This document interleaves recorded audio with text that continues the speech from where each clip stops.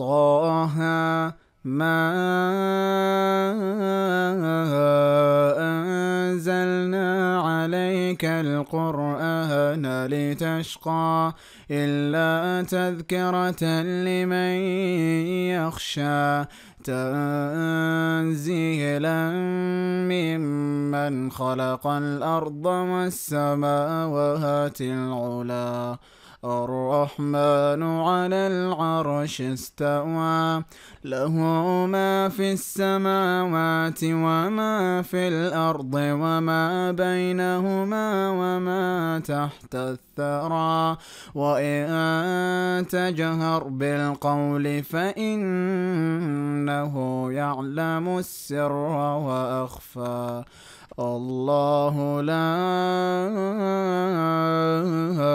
إله إلا هو له الأسماء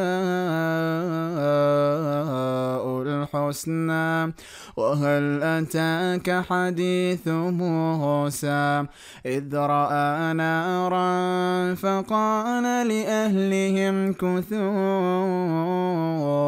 إني آنست نارا لعلي آتيكم منها بقبس أو أجد على النار هدى فلما أتاها نودي يا موسى إني أنا ربك فاخلع نعليك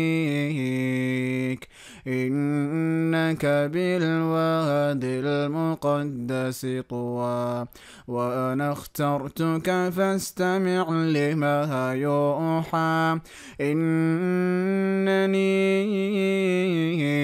أنا الله لا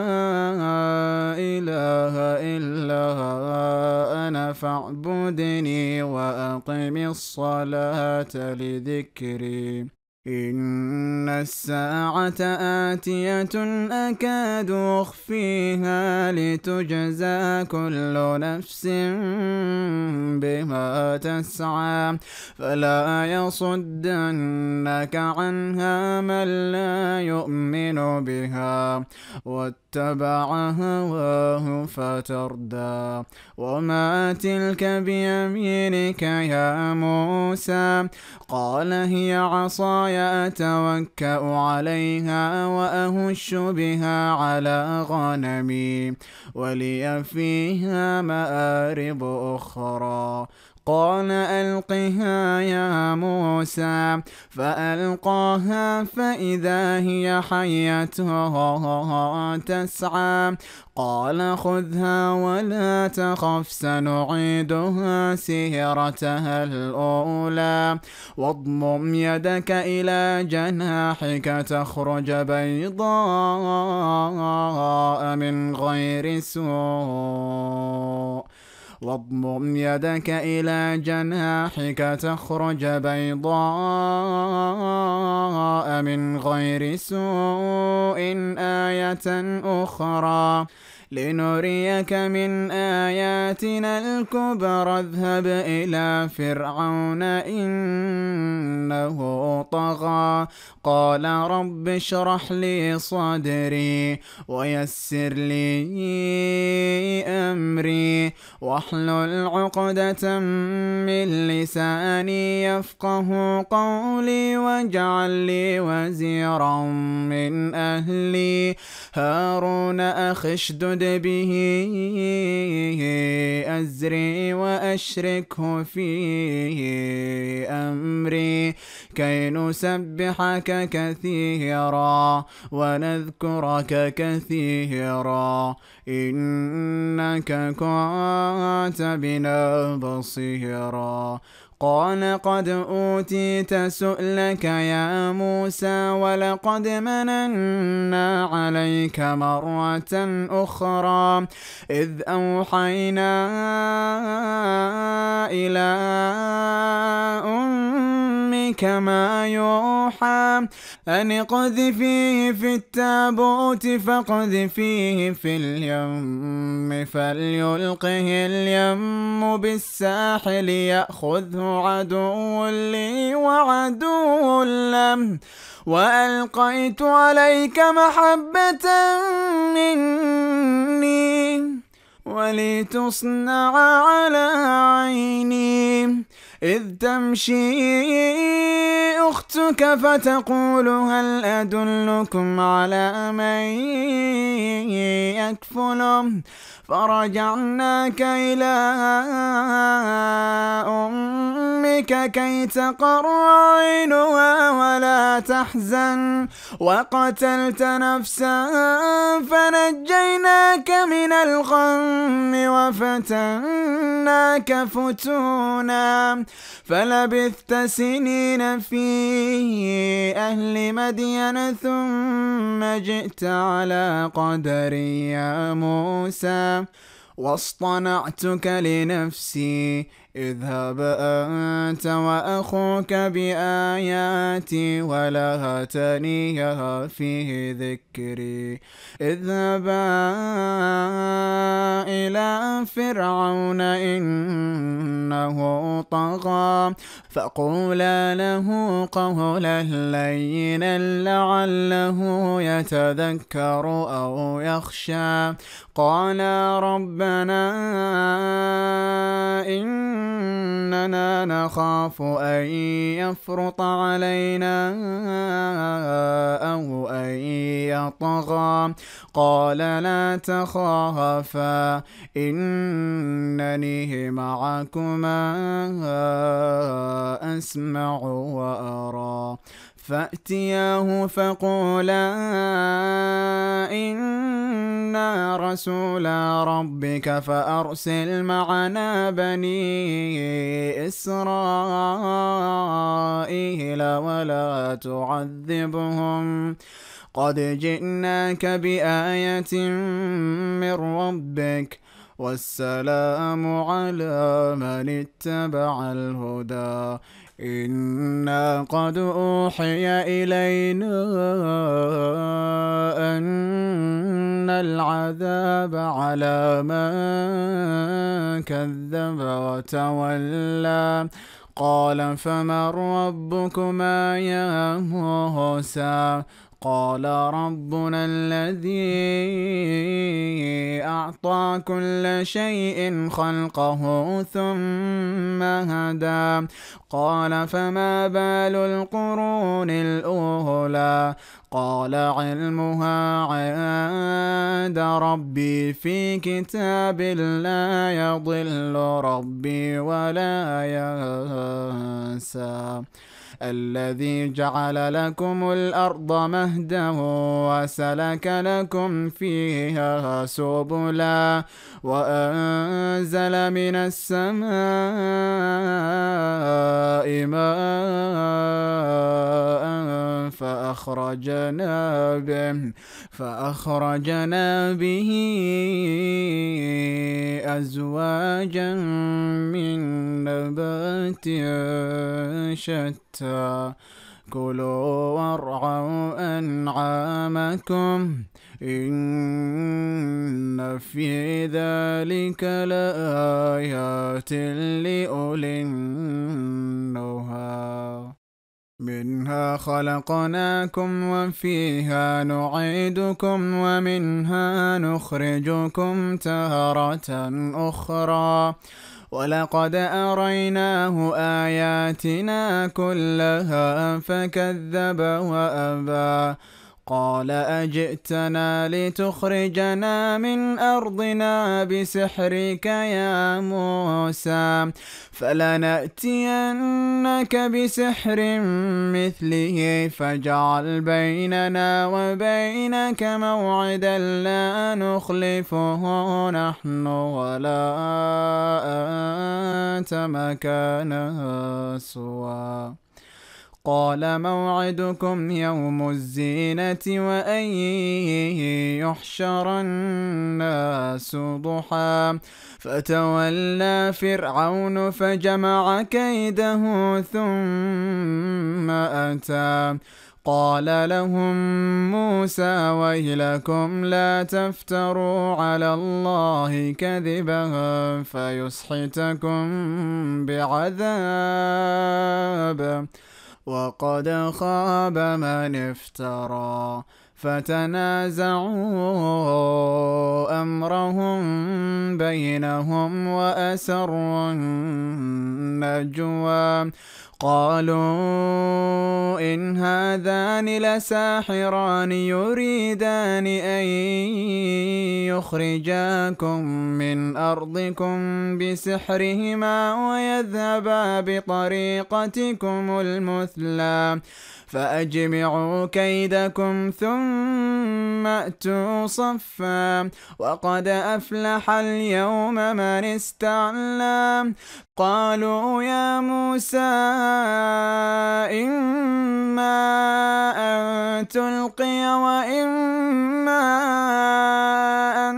نكون أول من ألقى قال بل ألقوا فإذا حبالهم وعصيهم يخيل إليه من سحرهم أنها تسعى فأوجس في نفسه خيفة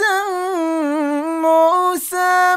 قلنا لا تخف إنك أنت الأعلى وألق ما في يمينك تلقف ما صنعوا إنما صنعوا كيد ساحر ولا يفلح الساحر حيث أتى فألقي السحرة سجدا قالوا آمنا برب هارون وموسى قال آمنتم له قبل أن آذن لكم إنه لكبيركم الذي علمكم السحر فلأقطعن أيديكم وأرجلكم من خلاف ولأصلبنكم في جذوع النخل ولتعلمن أينا أشد عذابا وأبقى قالوا لن نؤثرك على ما جاءنا من البينات والذي فطرنا فاقض ما أنت قاض إنما تقضي هذه الحياة الدنيا إنا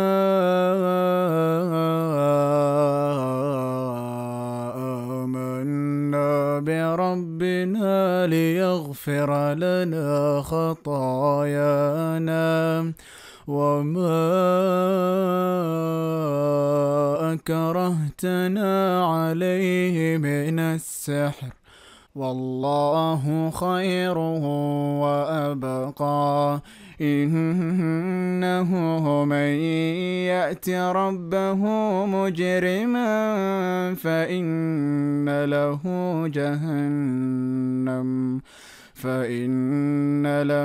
جهنم لا يموت فيها ولا يحيا ومن يأته مؤمنا قد عمل الصالحات فأولئك لهم الدرجات العلى جنات عدن تجري من تحتها الأنهار تجري من تحتها الأنهار خالدين فيها، وذلك جزاء من تزكى. ولقد أوحينا إلى موسى أن أسر بعبادي فاضرب لهم طريقا في البحر يبسا لا تخاف دركا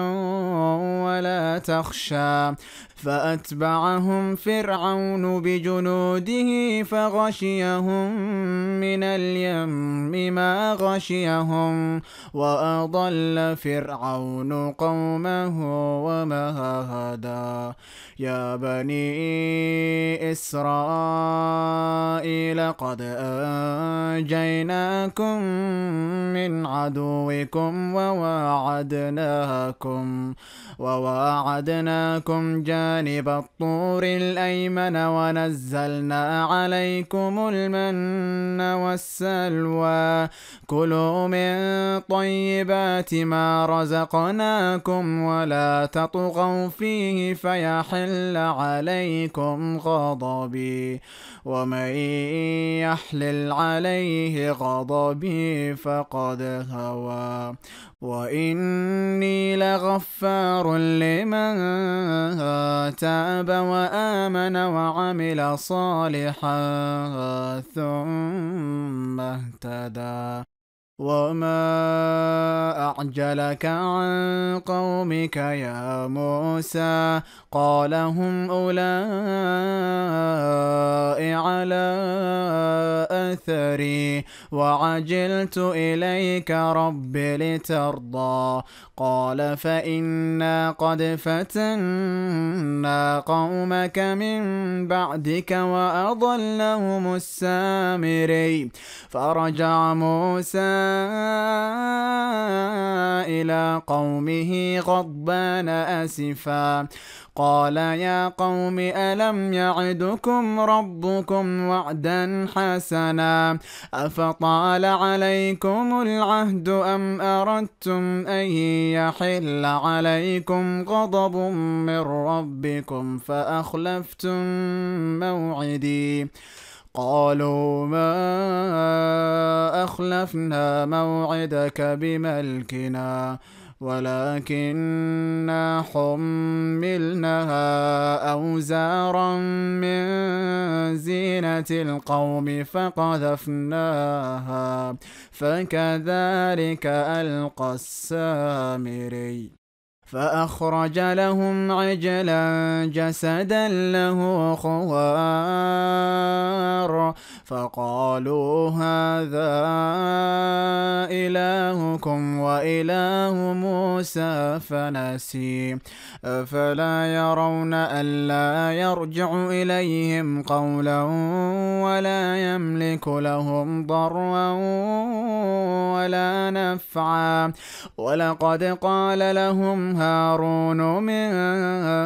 قبل يا قوم إنما فتنتم به وإن ربكم الرحمن فاتبعوني وأطيعوا أمري. قالوا لن نبرح عليه عاكفين حتى يرجع إلينا موسى. قال يا هارون ما منعك إذ رأيتهم ضلوا ألا تتبعني أفعصيت أمري؟ قال يا ابن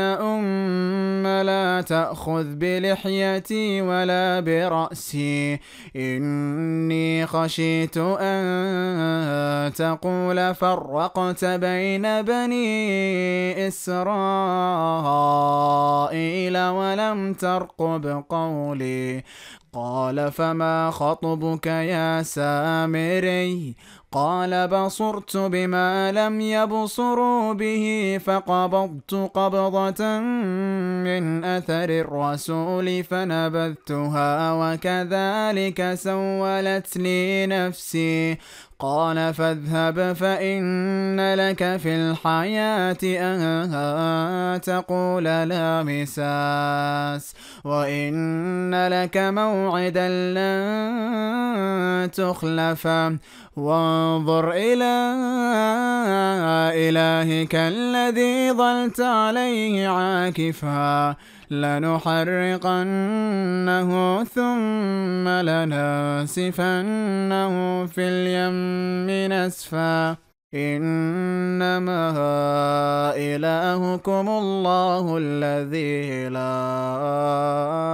إله إلا هو وسع كل شيء علما كذلك نقص عليك من أنباء ما قد سبق وقد آتيناك من لدنا ذكرا من أعرض عنه فإنه يحمل يوم القيامة وزرا خالدين فيه وساء لهم يوم القيامة حملا يوم ينفخ في الصور ونحشر المجرمين يومئذ زرقا يتخافتون بينهم إن لبثتم إلا عشرا نحن أعلم بما يقولون إذ يقول أمثلهم طريقة إن لبثتم إلا يوما ويسألونك عن الجبال فقل ينسفها ربي نسفا فيذرها قاعا صفصفا لا ترى فيها عوجا ولا أمتا يومئذ يتبعون الداعي لا عوج له وخشعت الأصوات للرحمن فلا تسمع إلا همسا يومئذ لا تنفع الشفاعة إلا من أذن له الرحمن ورضي له قولا يعلم ما بين أيديهم وما خلفهم ولا يحيطون به علما وعنت الوجوه للحي القيوم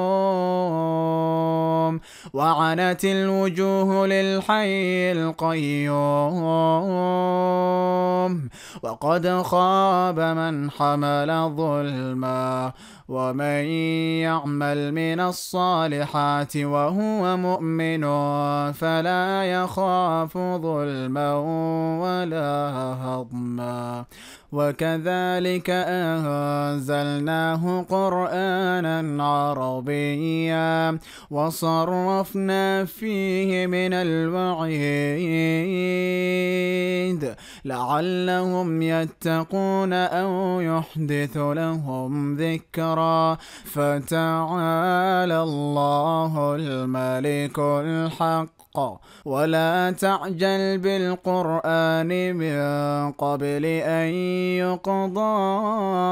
إليك وحيه وقل رب زدني علما ولقد عهدنا إلى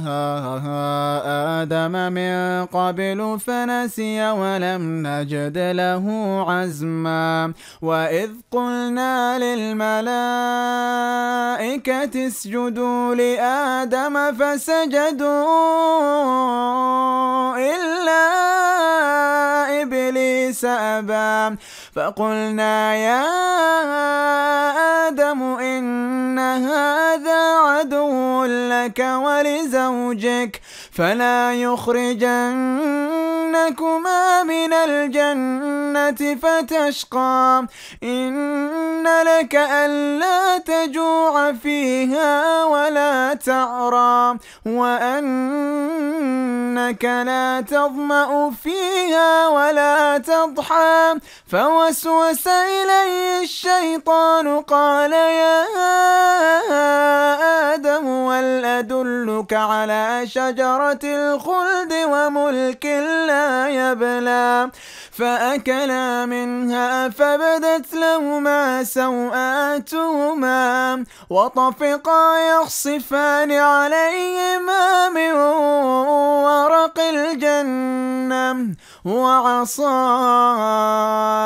آدم ربه فغوى ثم اجتباه ربه فتاب عليه وهدى قال اهبطا منها جميعا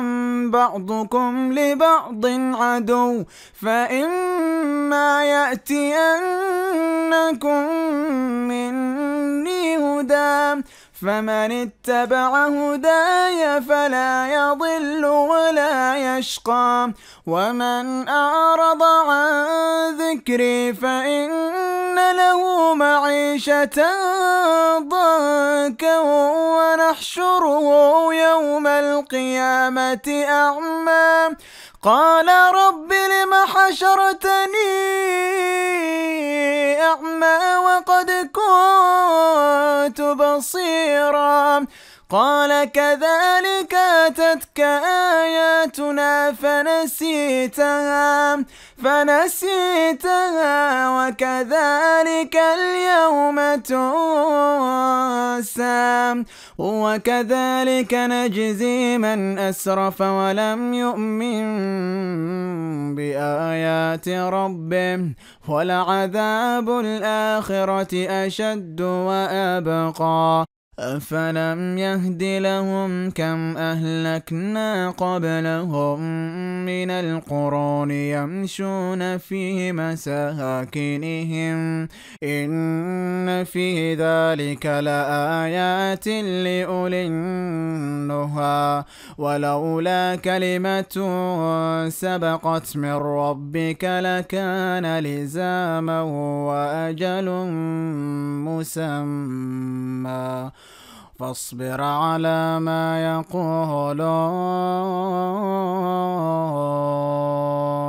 فاصبر على ما يقولون وسبح بحمد ربك قبل طلوع الشمس وقبل غروبها ومن آناء الليل فسبح وأطراف النهار لعلك ترضى ولا تمدن عينيك إلى ما متعنا به أزواجا منهم زهرة الحياة الدنيا لنفتنهم فيه ورزق ربك خير وأبقى وأمر أهلك بالصلاة واصطبر عليها لا نسألك رزقا نحن نرزقك والعاقبة للتقوى وقالوا لولا يأتينا بآية من ربه أولم تأتهم بينة ما في الصحف الأولى ولو أنا أهلكناهم بعذاب من قبله لقالوا ربنا لولا أرسلت إلينا رسولا فنتبع آياتك من قبل أن نذل ونخزى قل كل متربص فتربصوا فستعلمون من أصحاب الصراط السوي ومن اهتدى.